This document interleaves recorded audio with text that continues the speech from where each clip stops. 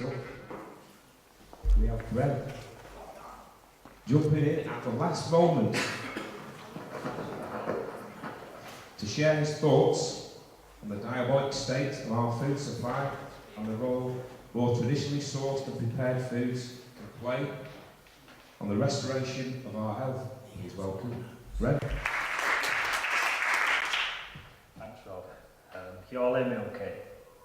Yeah. Does anyone here tonight know what glossophobia is? Any idea at all? No. Comes from the Greek glosso, to speak, phobia, obviously fear. It's fear of public speaking. So I'm pretty terrified right now. I do, and have suffered for a lot of my life from actually coming out and saying the things I want to say to people who I don't know. Put me in a comfort zone with my friends, I'm okay. Put me up here, all these eyes looking at me who I don't know. You know, it makes me feel a bit nervous, but I guess that's what we're about. Changes. Doing the things that are hard. Doing the things that actually take us out of our comfort zones. And I think what Dan was saying before, sorry, Paul, I called him Dan. What Paul was saying before, you know, some people almost don't have the balls to do it. I have a different take on that. I think they don't have the balls. A lot of the time is because inside, nutrient-wise, they're lacking. And they have been for a while. They're in a state where they're not themselves. In front of me I see beautiful creatures, capable of self-regeneration, self-healing. I'm a part-time geek. I spend a lot of time just researching subjects that, yeah, I'd love to have the letters after my name, the wages to go with it, and, you know, get into the universities and actually experiment with some of my theories. But, you know, unfortunately, that's not academia was never my strong point, so I never went down that route. One thing I'm passionate about is genetics. One thing I'm coming across more and more is we've been taught your genes are your genes and you can't change them. That doesn't really seem to be the total truth. If I'm honest, it seems that we do inherit genetic mutations, but a lot of them, a lot of the problems and ailments we have, what I'm now coming to call Western ailments, are actually caused by what we do to ourselves. I find every single day Mother Nature loves us, and every single day most of us throw it back in her face. Now, if we loved her back, we would reap them rewards, and those benefits within ourselves would make the challenges that we find hard much more easy to do. Now for me, I've gone through life, a little bit about myself I guess, I've gone through life. In my early years I was very ill, all the time. Literally had tonsillitis for about 8 years, till the doctors finally took them out. With hindsight, I probably wouldn't have had them out these days, because what I realised was going on then, it was the early stages of what you see in everybody. It was the first stage of me stopping to be able to reproduce good genetics. Therefore, I ended up in a state of disease as we now know it. From that moment on, really, I made it my goal to try and stay healthier. And as a result, strangely enough, I just instinctively stopped taking antibiotics whenever I had something wrong with me. I stopped instinctively drinking tap water at quite a young age. The smell of chlorine just didn't sit right with me. And over the years, I've, you know, learned what I can. I've tried. Obviously, as you do, you end up falling into the trap of diets. We now know diets it's very restrictive. I'm not a fan of them, to be honest. A lot of people, I can talk to people about diets all day. It's my opinion from my experience of what I've studied that those that live the longest are the flexitarians, those who are prepared to take a bit of everything. More follow their instincts, more follow what the body's craving.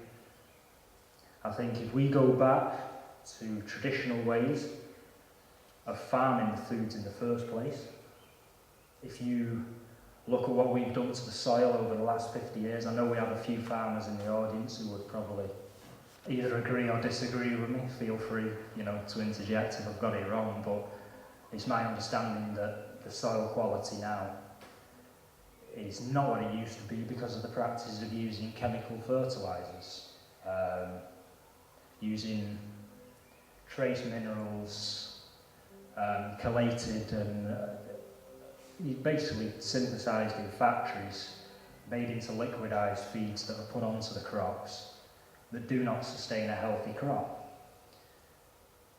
There was an old scientist, because I'm so nervous, his name, I think he was called Albrecht. He was a big proponent of traditional methods of maintaining soil fertility. He did many experiments that showed if you grow fruit and vegetables in the soil with everything they need, they don't get ill. The pests can't really affect them. There's no need for the herbicides and the pesticides that we use today, which in turn end up in our digestive tracts, which in turn can, and I don't want to go too much into the technical side of it today because I don't have my slides or anything set up, and I think, I'll end up confusing myself and everybody else if I try to explain, just how bad things can actually get with herbicides and pesticides. But for me, I've certainly felt benefits over the years. I know I look very thin to those who don't know me, but if you saw how much actual physical work and exercise I do spend my time doing, you'd understand that, I'm certainly getting something out of the foods I am eating. And I found for me, it's more a lack of education, or is it a lack of interest on the behalf of the consumers who go out and buy these products? I have a few places where I can go and buy food. I'm very lucky, I live in Manchester. I have a store called the Unicorn. It's one of the better places for getting some heirloom products, products that come from a true seed, not a genetically modified seed or a seed that's been hybridized for yield, for yield factors. I prefer really that if we are, as a people, if we're going to sort out the mess that we're in right now, I feel that we're far too dependent on the very system that we are trying to change, as it were, or trying to negate or be less supportive of. I think if we came together as a community, we started to grow the food with each other, as Dan was alluding to before, we could also share our knowledge, because I know, my dad now, he's not getting any younger. He comes from a background where they knew how to prepare foods.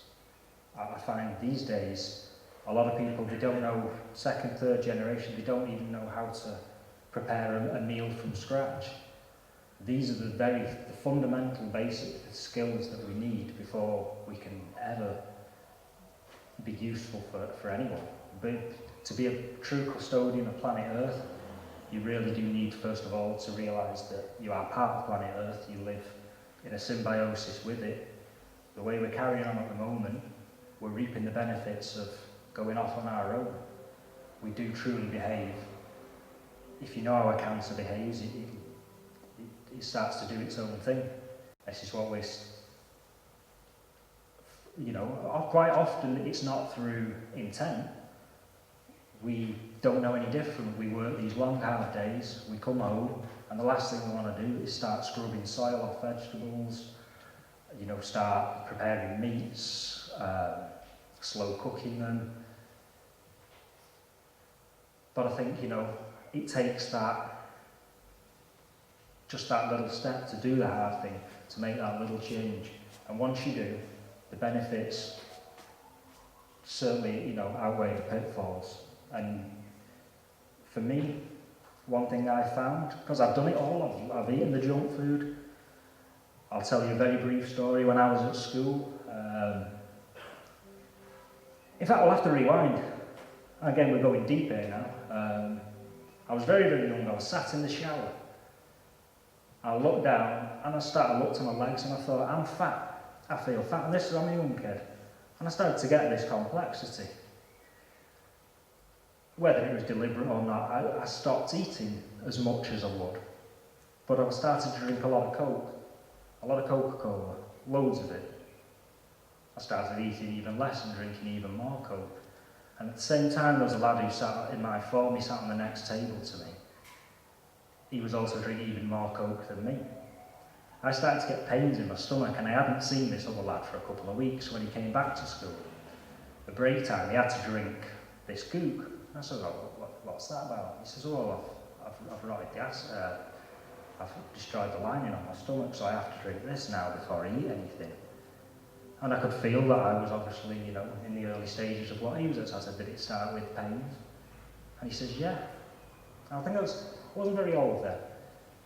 But that was the first, it was one of the first awakenings in me that what we put inside us does actually have an effect on us. What I see these days is people drinking fizzy drinks, the soft drinks.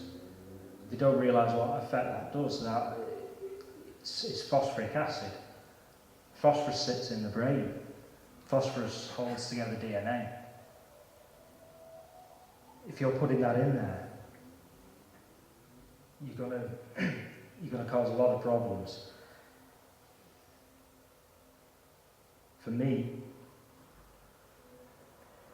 the only real things we should be putting inside ourselves are those that were created by the very system that we live by, which is nature. I think the more refined a product is, the less benefit it has for us. People always ask me, can you help me to read food labels? Will you teach me how to read food labels? And it's ever so simple. If it's got a food label on it, you probably shouldn't be eating it. A pineapple, a potato. Have you ever seen one with a food label on it? My grandma, my great-grandma, they wouldn't have a clue. If I passed them a food label or a barcode or anything like that, they wouldn't know. I live with a man who was born just pre-war. There was no plastic, or very little plastic. I said, what did you get all this stuff in? And he says, well, the cheese came in paper, the bread came in paper, the vegetables came in paper. Do you see a theme developing here? There was no plastic. And what do we use to make plastic? We use well oil. Again, it's another industry propping up another industry.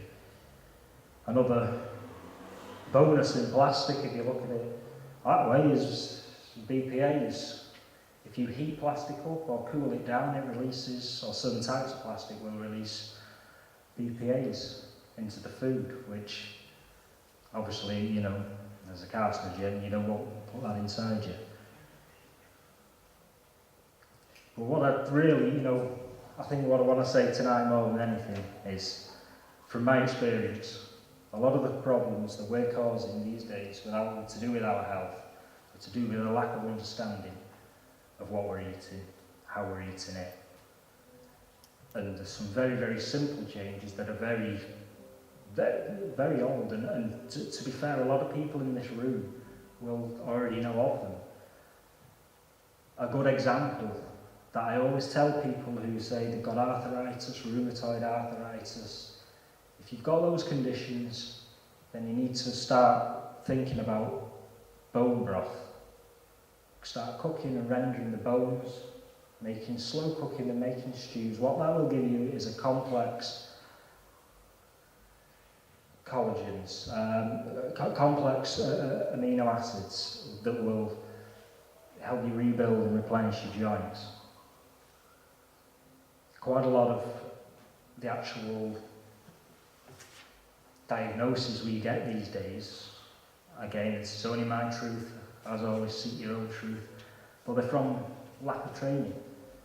If doctors were trained more in nutrition, maybe if they were even sent a way to live with some of these people who do still live on traditional diets, who don't have degenerative diseases that we seem to propagate, we seem to almost expect these days.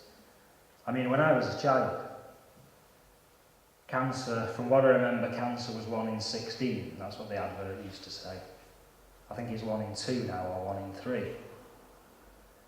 So something's not right, because our knowledge should have advanced since 1980. Technology should have got better. Surely we should be getting on top of these. ADHD didn't even exist. We had 600 odd pupils in my school. I think there was 2 of them were classed as we used to call it, the naughty children. From reading a lot of old studies that were done in the 30s, 40s, 50s.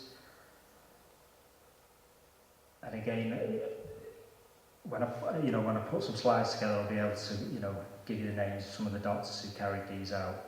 There was one particular one, he took violent offenders, and he noticed a correlation between B vitamins and psychotic behaviour.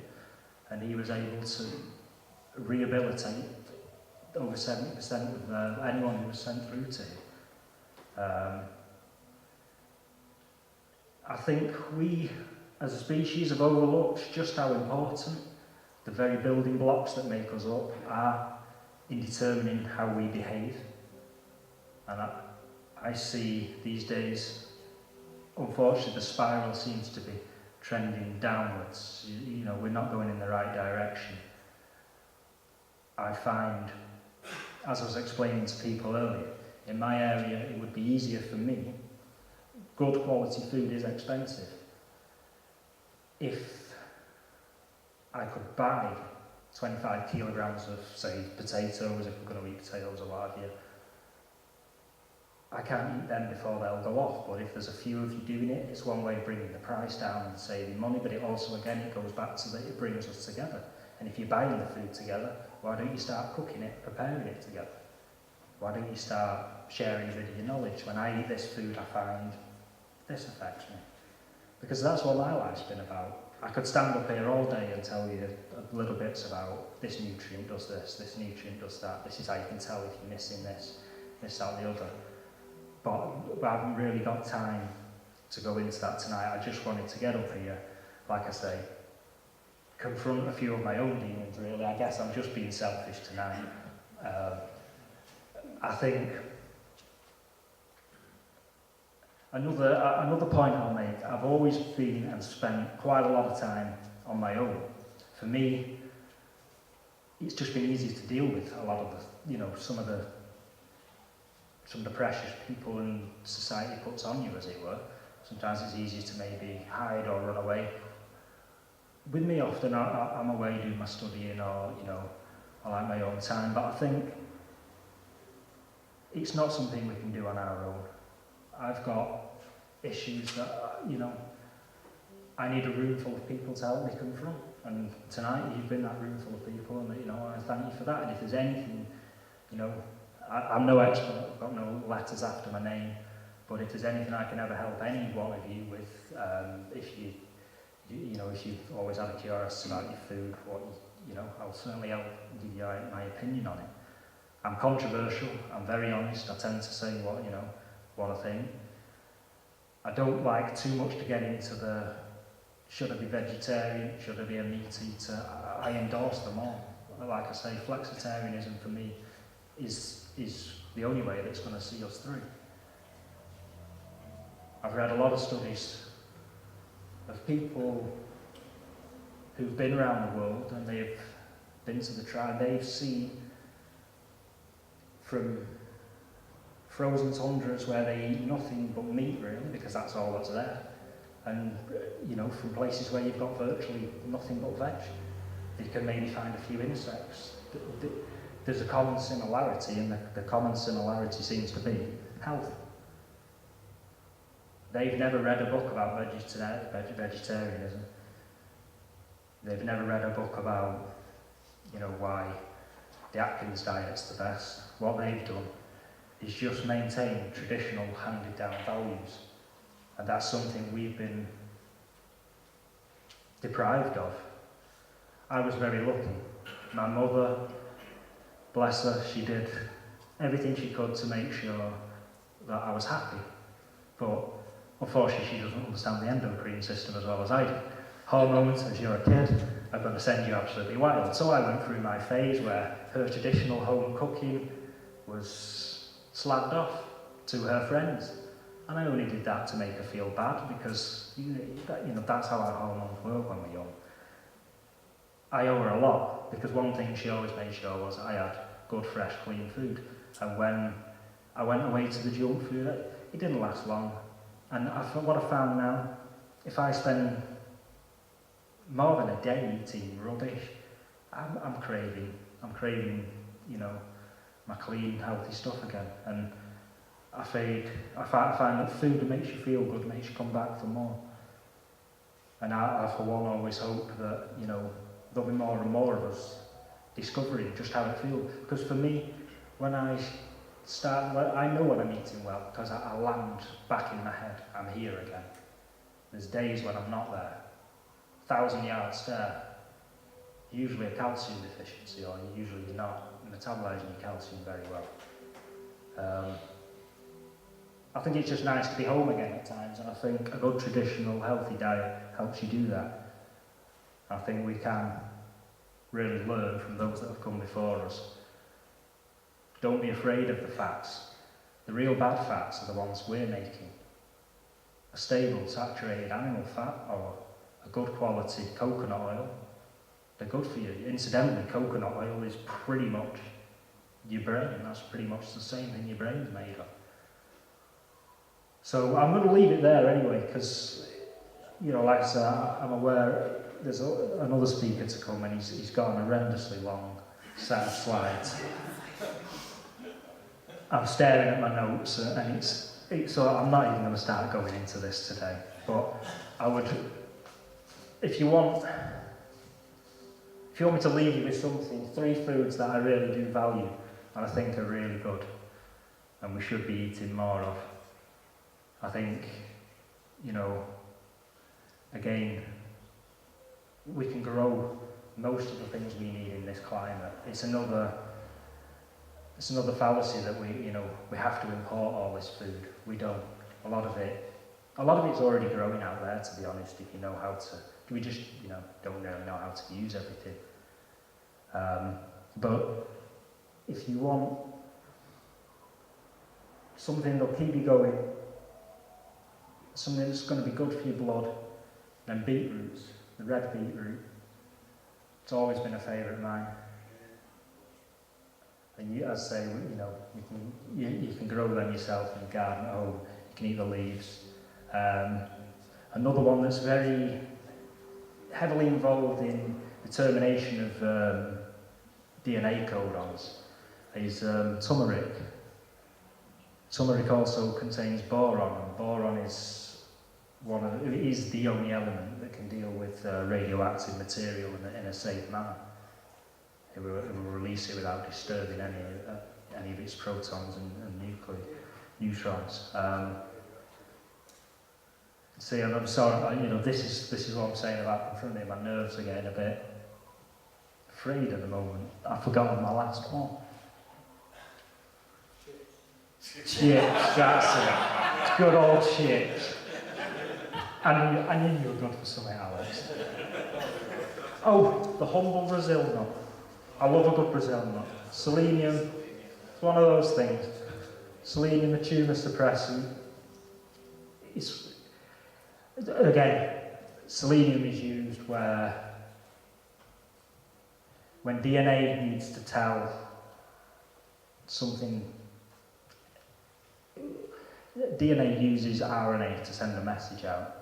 Selenium is usually tied in with the amino acid methionine, which is usually pretty much 99% of the time always the start codon for the messenger for DNA. Now, your body will always try and fill in the blanks where it can. When that happens, the message gets scrambled. And I think in 2014 the message has definitely been scrambled, and I think it's time we clean up the airways, clear the channels again. Incidentally, another very brief but important point that I'd like to make to people: you're never alone. There's always someone out there who's actually probably been through something worse than you and come through it. I'm not going to go into it tonight, but I met someone once recently that taught me so much about myself in such a short period of time. And I think it's just those little moments like that if we get bogged down, like Dan was saying, and we're too busy to do this, I can't prepare my own food tonight, then we are going to miss those little life lessons. And that's all, folks. I thank you for listening.